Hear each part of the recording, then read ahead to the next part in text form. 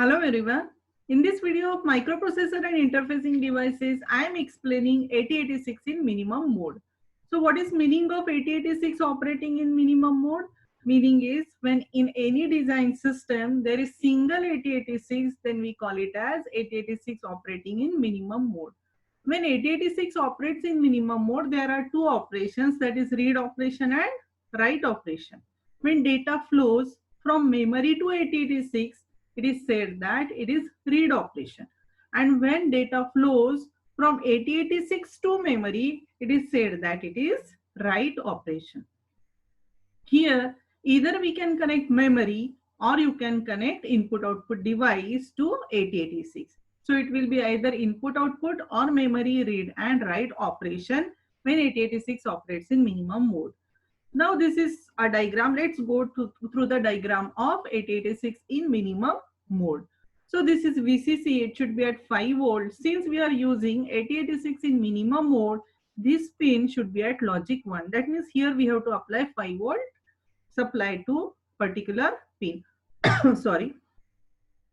These are the pins. This is ground pin, a hold pin, hold acknowledgement pin, INTR and interrupt acknowledgement pin. These are the pin functions used in minimum mode. Then memory slash IO bar, write bar, read bar, data transmit slash receive bar, DEN bar, ALE, that is address slash enable, ready, clock and reset. These are the pins that we use when we use 8086 in minimum mode. Again, I am repeating, minimum mode means there is single microprocessor, single 8086 operating in the system. Now let's start with 8284. What is 8284? 8284 is a clock generator IC. Now it has two inputs, that is X1 and X2, and between this you can see here it is a crystal oscillator. Crystal oscillator generates oscillations of some frequency. Let's assume that this crystal oscillator generates a clock signal with frequency of 15 megahertz. So what 8284 does, 8284 divides this input frequency by 3 internally and generate a remaining clock frequency which is connected to the clock of 8086. So here you can see that frequency which is applied to 8086 is 5 megahertz. We know that 8086 operates at three different frequencies, that is 5 megahertz, 8 megahertz and 10 megahertz.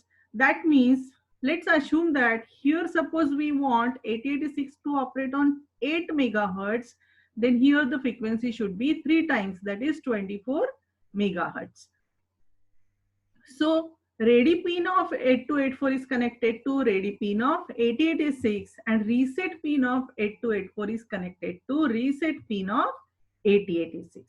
So this is the connection of 8284 and 8086. Now whether 86 operates in minimum or maximum mode, the connection of 8284 and 8086 remains same. For convenience, always draw 8284 on the left hand side of 8086. Now, how is the connection? How are the remaining connection when 8086 operates in minimum? Now, let's start one by one. Now, this is octal latch. 8282 octal latch. Octal means 8. Latch means it is used to store something. It is used to latch something. What we want to latch here? So, here this IC is used to store 20-bit address of 8086. Which address? Let's assume that we are discussing read operation. Read operation means when data flows from memory to 8086. Let's assume that on this memory location, that is 20006. On this is the address of memory location and this is the data available in this memory location. 8086 wants to read this data. That means this data will flow from memory to 8086. So for that 8086 has to transfer this address to the memory. How will 8086 transfer this address to the memory? By using address data multiplex bus and this pure address bus. So AD0 to AD15 is address data multiplex bus and A16 to A19 is 4-bit pure address bus. So when 8086 transfers this address to the memory, we need to store that address somewhere in the design circuitry. So octal latch is used to store this address. Now why to store this address? Because this is address data multiplex bus. During the first clock cycle, the address will flow on this bus, and after that same bus will carry data. So when it carries data, we should not lose this address, and that's why we need octal latch. So what is the use of octal latch? Octal latch is used to store this particular address. But one IC, 18282 IC, it is octal, can store only 8 bit of information. Since we want to store 20 bit of address, we need 3 8282 ICs. So this octal latch is connected to AD0 to AD15 and A16 to A19 bus of 8086, and here you will find pure address bus, that is A0 to A19. This is address latch enable pin. It is connected to strobe input of octal latch, and this pin is used. The signal transferred on this pin, the signal transmitted on ALE pin is used to activate this octal latch, to switch this octal latch on. So 8086 transmits a pulse on this pin to octal latch for storing the address. Now, this is 8286 bus trans receiver IC. It is a transmitter and receiver IC. It is nothing but buffers. It is used to transmit data from 8086 to memory or input output device, or from memory to 8086. So it is just a transmitter or receiver. It is a buffer IC, and it is not going to change any data. So whatever is there on the input side, same will be at the output side. One IC can transmit only 8 bit of information, because in one IC there are only 8 buffers, and hence the data size is 16 bit, and hence we need 2 8286 IC when we use 8086 in minimum mode. So this 8286 bus trans receiver is again connected to D0 to D15 data bus, because this is used for carrying the data. 8286 will transmit data from 8086 to memory or from memory to 8086. Now we are discussing read operation. So data will flow from memory to 8086. So here you can see D0 to D15, that is 16-bit data bus. Even if 8086 is a 16-bit microprocessor and all the data will be 16-bit, for convenience here, for example, I have shown only 8-bit of information. DEN. DEN bar is data enable bar pin of 8086, which is connected to output enable bar pin of 8286 bus trans receiver. It is active low, and it will transmit logic 0. 8086 will transmit logic 0 on this pin to 8286. When 8286 receives logic 0 on this pin, it will activate the buffer. So data enable bar pin, and this signal is used to activate 8286. Then data transmit / receive bar pin. This is connected to the transmit pin of 8286 bus trans receiver. This data transmit / receive bar pin of 8086 decides the direction of data flow. Remember that when data flows from memory to 8086, it is a read operation. It is a read operation, and read operation is a receive operation. When data flows from memory or input output device to 8086, it is read operation, and read operation is receive operation, and it is active low. And when data flows from 8086 to memory, it is a write operation, and write operation is always a transmit operation. So transmit is active high and receive is active low. Since we are talking about read operation, 8086 should transfer logic 0 on this pin, which is connected to the transmit of 8286. Now this is 3:8 decoder IC. Memory / IO bar pin, write bar and read bar of 8086 is connected to 3:8 decoder. Based on what 8086 transmit on these pins, 841386, this decoder will generate signals, control signals for 8086. How 8086 generate control signal on this based on this table? Now we know that memory signal is active high and input output it is a bar. That means it is active low. Read bar is active low, write bar is active low. That means they are active when they are at logic 0. So when there is 1, it indicates it is a memory operation. When it is 0, read bar is 0, it indicates that it is a read operation. So it indicates it is memory read operation. Read bar and write bar both cannot be 0 at the same time. Either read bar will be 0 or write bar should be 0.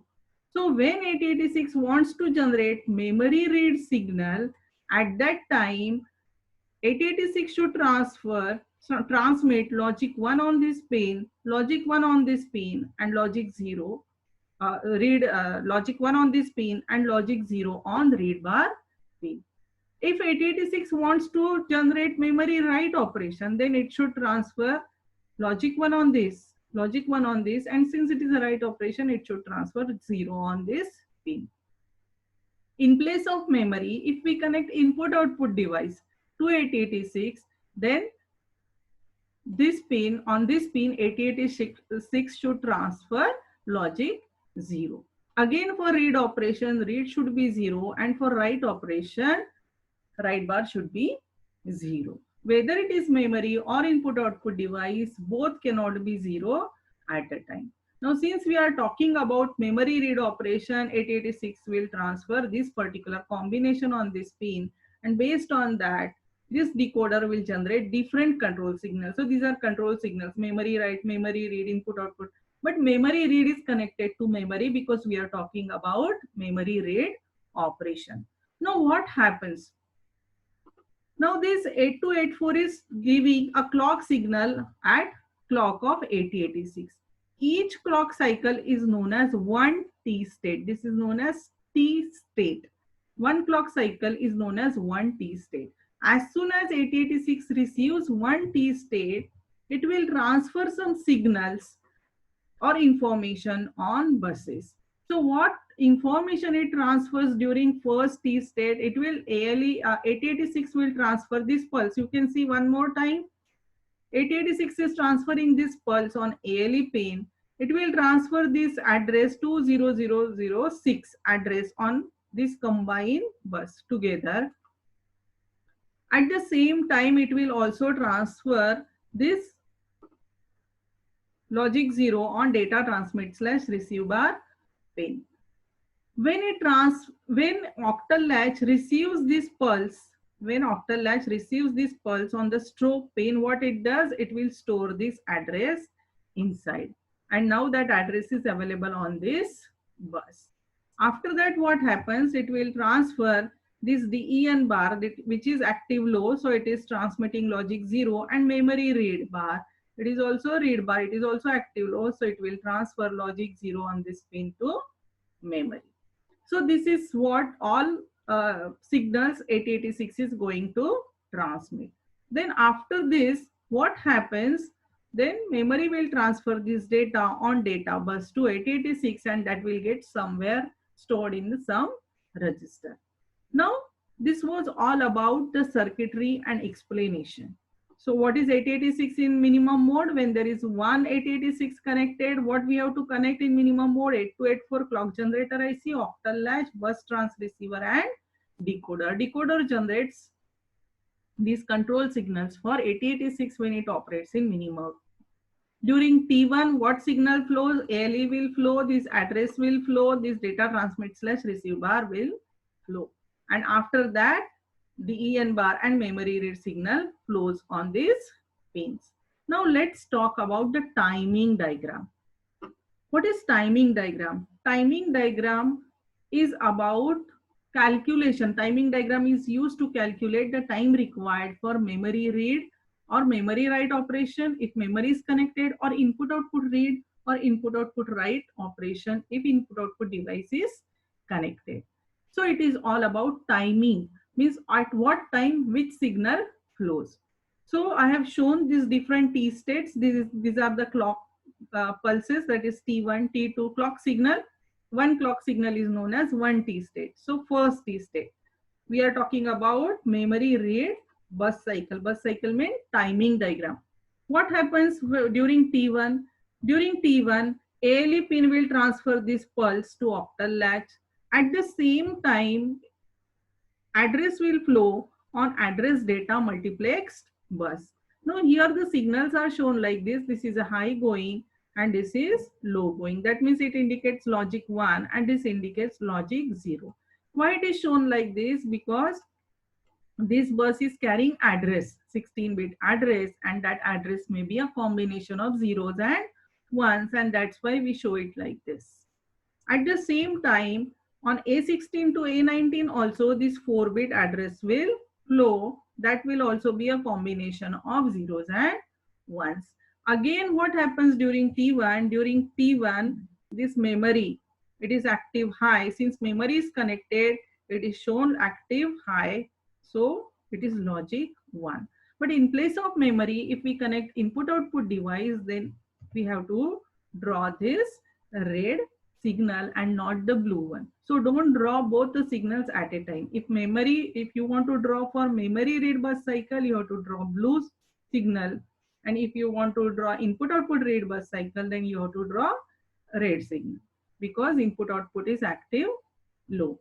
Now, on data transmit / receive bar, it is receive operation, read operation is receive operation, which is active low, and hence it is logic 0 will flow on this.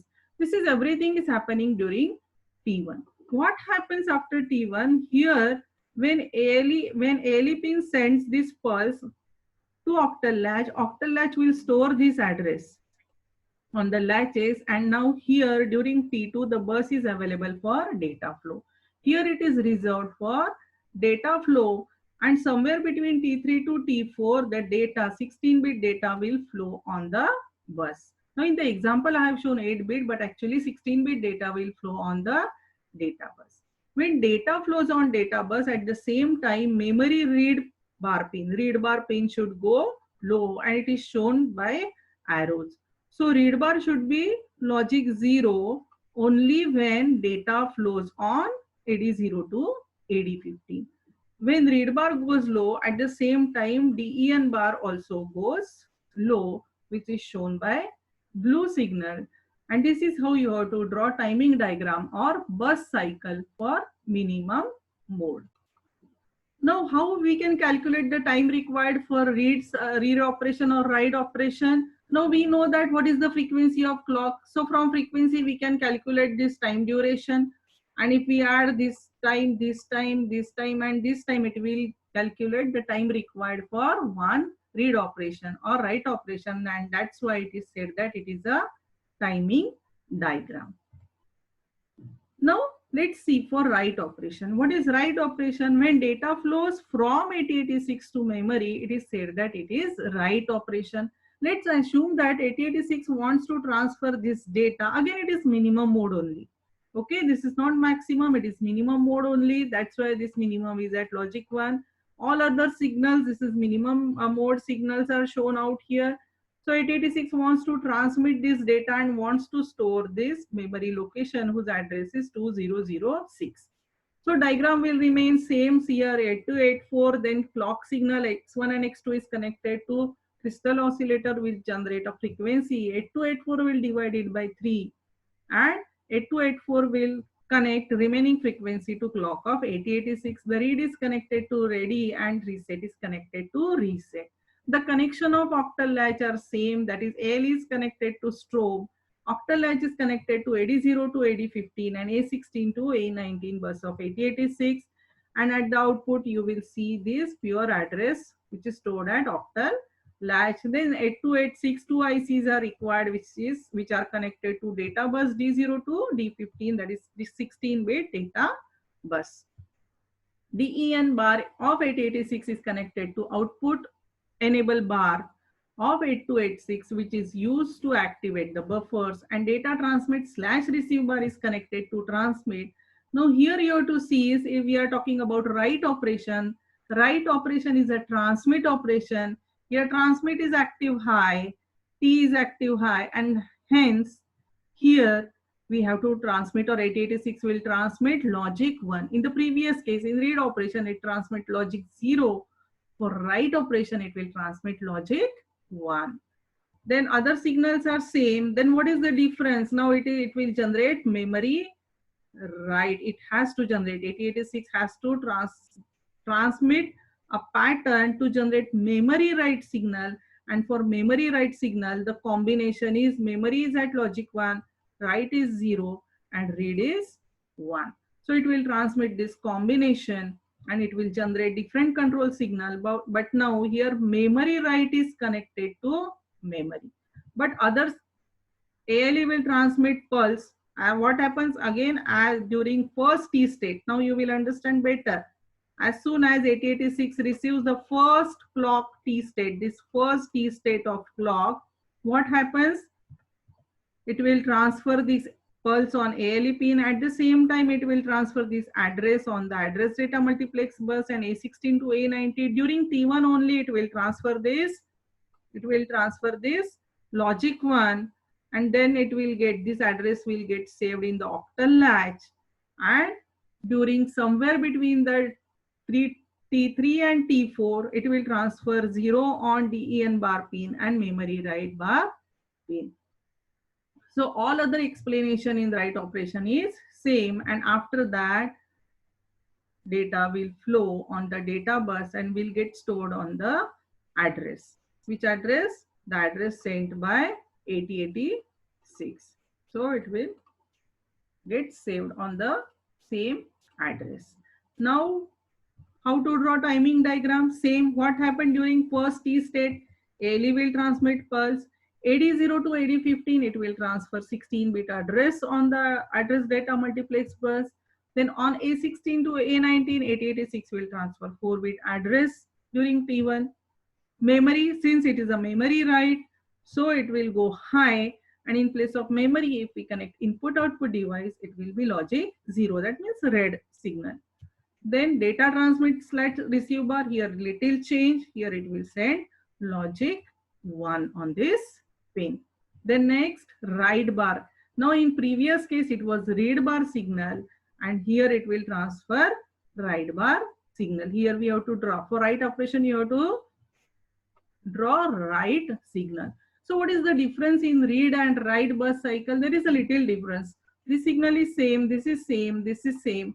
Here there is a difference. In read operation, it is logic 0. In write operation, it is logic 1. Here bus get reserved for data flow, and somewhere here data is flowing on the bus, and hence in this duration, write bar, now write bar should go logic 0 in the same duration somewhere here. And at the same time, DEN bar should also low, which is used to activate the buffers. So what is the difference? Difference is here and here. Now in place of memory write bus cycle, if you want to write input output write bus cycle, what you have to change? In place of blue, you have to draw here red. Everything remains same. So this is timing diagram of memory write bus cycle. So it was all about 8086 operating in minimum mode and read and write bus cycle. I hope you understood the concept of minimum mode. You understood the concept of timing. You understood how to draw timing diagram. If you have any queries, you can always ask in the comment section. Thanks for watching.